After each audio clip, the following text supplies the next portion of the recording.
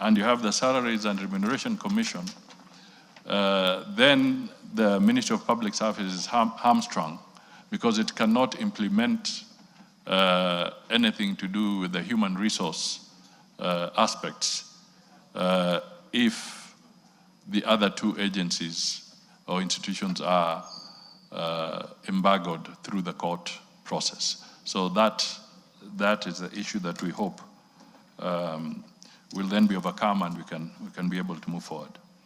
Mr. Speaker, let me try and flag out a few areas.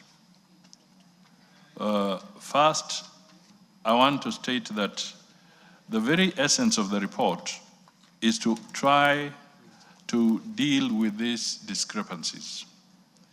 And I can give an example. My friend, the MP from Mburi, did give an example, but you can face a situation just across the road. You'll be in Rongai, or you'll be in Ngong, and Rongai may not benefit from the hardship, but you may find a place further away in the same Kajiado district is being affected. So these discrepancies, which have been earmarked and found in the captured in the report, maybe not all of them, but the broad principle will affect certain areas, because even in the same constituency, in the same county, there may not be uniformity. And this report seeks to harmonize these discrepancies which have been bringing up the challenge that we have. So it would be a folly for me to try and respond to each area, but I want to talk about it in the context of this report intending to correct the situation. I also want to point out that in the technical committee, the Teacher Service Commission was part of that committee. They were not left out. I think it was raised by the leader of majority. They were part of it. So the decisions and they are therefore contributors to the outcome of that particular report.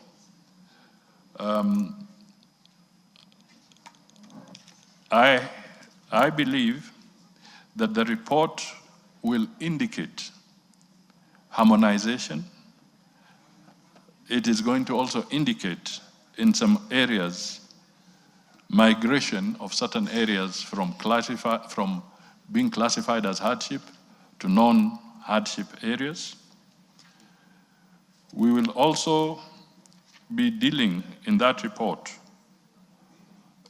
with a more detailed approach to determining which is a deserving area in terms of hardship. I also want to flag the fact that in the report,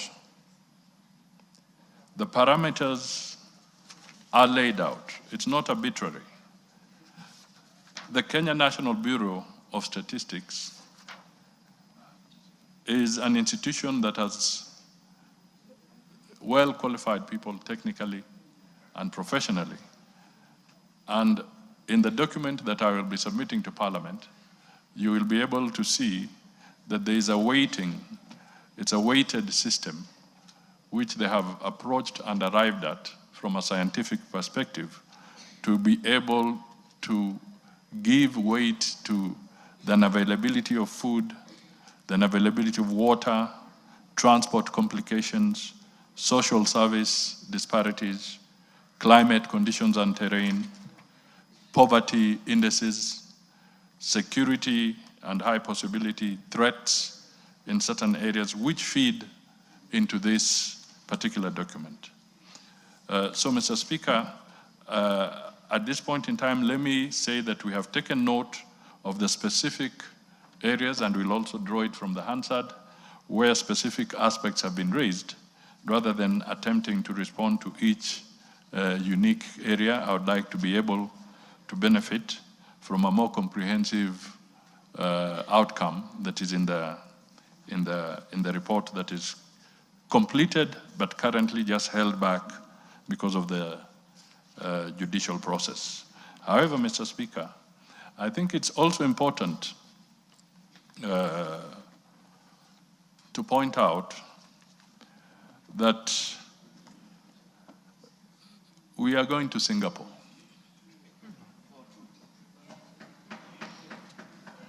And hardship places cannot be a permanent station. You know, we will have to invest, and areas that were very difficult in the past have systematically transformed into very, very dynamic and modern spaces. And therefore, we should not, as a nation, be haggling to be designated as hardship areas. I think we should be, for good intent, be working towards making sure that there is no place in Kenya that shall be designated a hardship area, so that we can equally have access to all facilities, all services, without discrimination whatsoever. That should be our true north. And that is why I said that we are headed to Singapore, and therefore the hardship areas must reduce and not increase. Thank you, Mr. Speaker. Let me now touch briefly on the issue that was raised about Mundia by the Honorable Nabi, Erastus Mundia. We have on record that we lost 10 Kenyans in that battle, and some may not have been fully identified.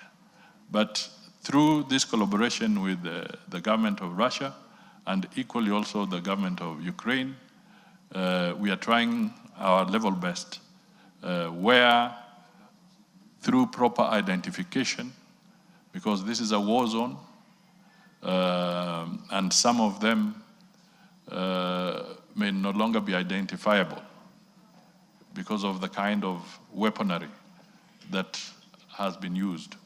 But we are trying to track and get full detail of the 10. We also have record of about 38 other Kenyans who are held in hospital facilities. But as and when we get information, we communicate with the next of kin. So on this issue of Erastus, if we have more reliable information, we shall not hesitate to communicate and share with the family. Yeah. I want to just repeat that the Department of Diaspora continues to sensitize the issue of labor mobility, and we want to have constructive or productive labor mobility. We have very, very positive outcomes for many Kenyans. In fact, the cases of distress, they may gain more space in the media outlets, but there are actually more Kenyans with better stories who are actually working in different countries globally. But that does not mean that we don't take them seriously. We do take them seriously, but I want to appeal, let us work with licensed agencies, let us work with the Department of Diaspora for placement advice. Let us make sure that the National Employment Agency is contacted. Let us make sure that, because these departments are there to work for Kenyans. They are there to work for Kenyans. So Kenyans should not be shy to seek advice from them. In Kiswahili, we normally say, Kuuliza si ujinga. It is perfectly in order to seek information, and we want to encourage Kenyans to do so if they wish to engage in placement outside. Thank you. Yes, honorable members, we Let me take a few more. Mwashako.